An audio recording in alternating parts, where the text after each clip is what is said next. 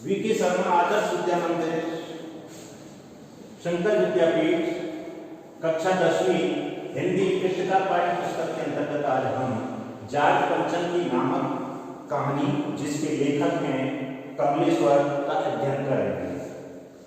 इस कहानी के सारांश बिंदु इस प्रकार से हो सकते हैं, यानी कुल मिलाकर सार के रूप में इन सोपानों के माध्यम से हम इस कहानी को समझ सकते हैं। पहला है इंग्लैंड की रानी एलिजाबेथ का भारत आना।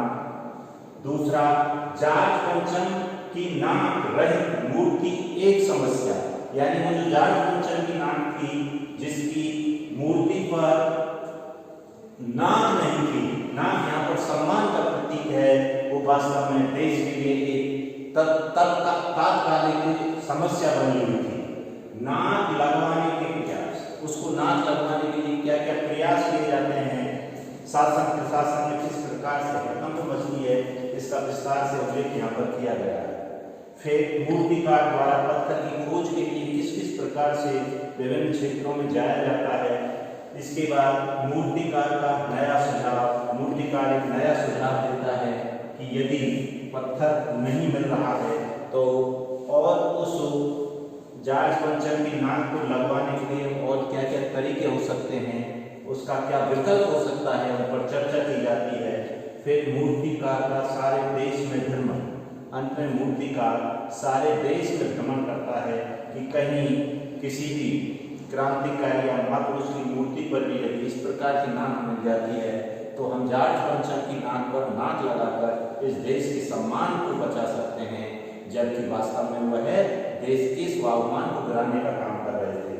और मूर्तिकार द्वारा जिंदा नाक लगाने का सुझाव, अंत में उस मूर्तिकार द्वारा उस जाट पंचम की नाक के लिए एक जिंदा व्यक्ति की नाक लगाने का सुझाव दिया जाता है। इस प्रकार इतने बिंदुओं में हम इस पाठ को बांट सकते हैं। कहानी को इस प्रकार से समझा जा सकता है। जाट पंचम की नाक सुप्रसिद्ध कहानीकार कमलेश्वर की व्यंग्यपूर्ण रचना है, यानी व्यंग्यात्मक कहानी है। उन स्वाभिमान शून्यों प्रशासकों पर, नेताओं पर और उन जिम्मेदार लोगों पर कटाक्ष किया गया है, जो कि एक जाट पंचम, जो कि एक विदेशी आक्रांता था, उसके सम्मान के लिए हम अपने स्वाभिमान को गिरा रहे हैं। इसलिए ऐसी गिरती हुई स्वाभिमान शून्यता पर लेखक यहाँ पर करारा व्यंग करता है। इस कहानी का पूरा व्यंग नाक पर केंद्रित है। यहाँ नाक सम्मान का प्रतीक है, यानी नाक दो अर्थों में है। नाक वास्तव में जाट पंचम की नाक नहीं थी, जिसके लिए हमारी सरकार, हमारे देश के नेता सभी लोग परेशान थे, क्योंकि एलिजाबेथ आ रही हैं, नाक का क्या होगा, यानी यदि जाट पंचम की नाक नहीं रही तो हमारे देश की नाक कट जाएगी, हमारी नाक कट जाएगी।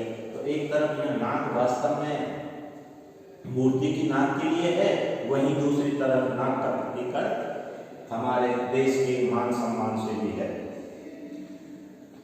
नाक कटना, नाक काटना आदि मुहावरे सम्मान नष्ट होना और अपमानित करने के लिए हिंदी में प्रयुक्त होते हैं। जाट पंचम की नाक को लेकर कमलेश्वर ने स्वाधीन भारत के उन शासकों प्रशासकों पर पैना व्यंग किया है जो अभी तक औपनिवेशिक मानसिकता से मुक्त नहीं हुए हैं। यानी लेखक कहना चाहता है कि हम लंबे समय तक जिन अंग्रेजों के गुलाम रहे, उन गुलामी के दिनों को भूलकर जब आज हम स्वतंत्र भारत में रह रहे हैं तो भी हम उन गुलामी के दिनों को भुला नहीं पा रहे हैं।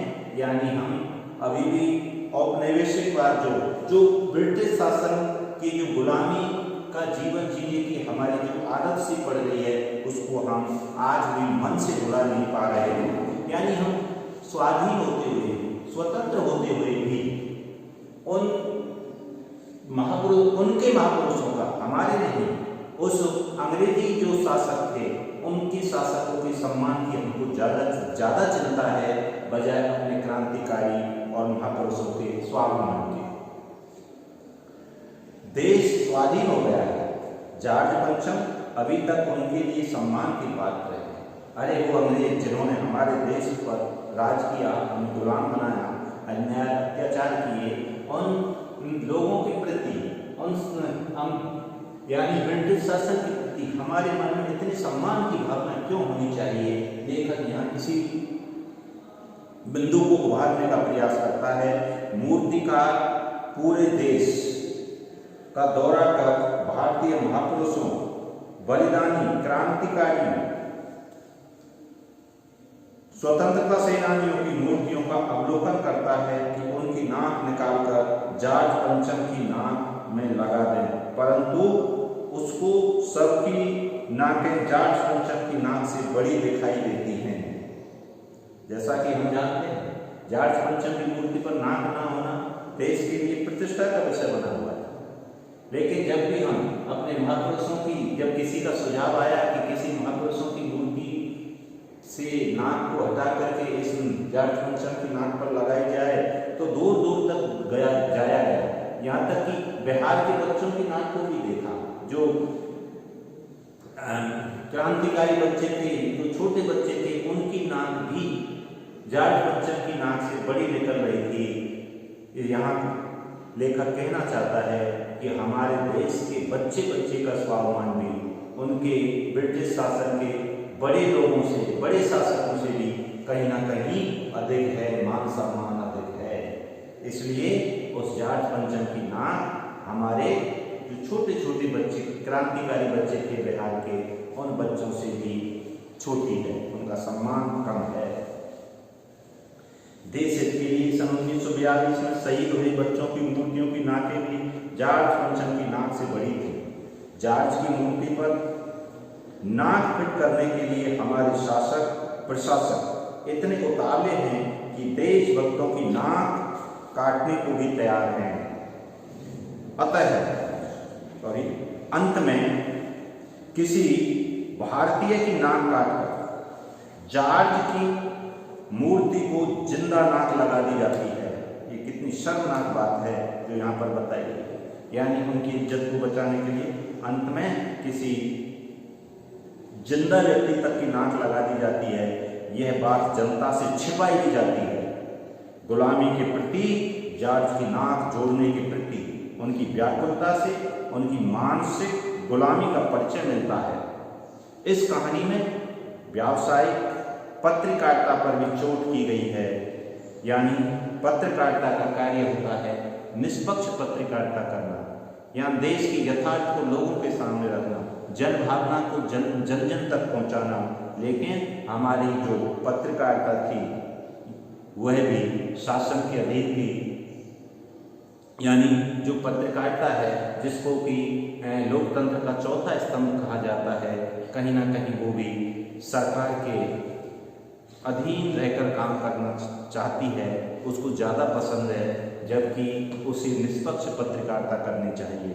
और यही कारण है कि वह इस प्रकार जॉर्ज पंचम की जो नाक थी उस पर एक जिंदा व्यक्ति की नाक लगा दी जाती है काटकर, लेकिन पत्रकार इस सत्य को देश से छिपा जाते हैं। इसके रचयिता कमलेश्वर कथाकार के साथ सफल पत्रकार के रूप में भी दिखाई देते हैं। अंत में हम कह सकते हैं कि यह कहानी हमें ये बताना चाहती है कि भारत की संस्कृति ने अतिथि देवो भव की मान्यता को माना है। यानी बाहर से आने वाले अतिथियों का हम सदैव स्वागत और सम्मान करते हैं, लेकिन हमें ध्यान रखना चाहिए किसी का भी स्वागत हमारे देश के महापुरुषों, क्रांतिकारियों और महान संतों के स्वाभिमान को गिराकर उसकी शर्त पर नहीं होना चाहिए। यानी हम दूसरों के सम्मान में कहीं अपने महापुरुषों, अपने क्रांतिकारियों के सम्मान को ना भूल जाएं। हम दूसरों के सम्मान में अपने राष्ट्रीय स्वाभिमान को ना गिरा दें।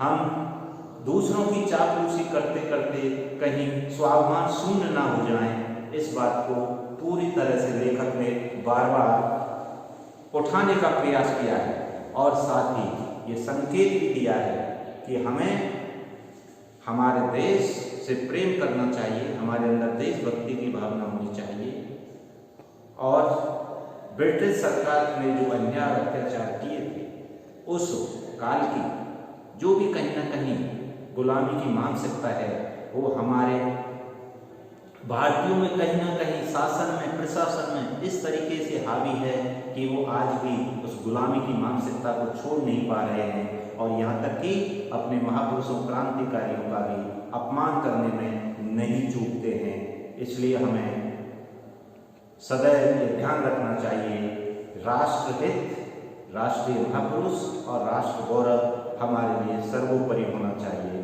धन्यवाद।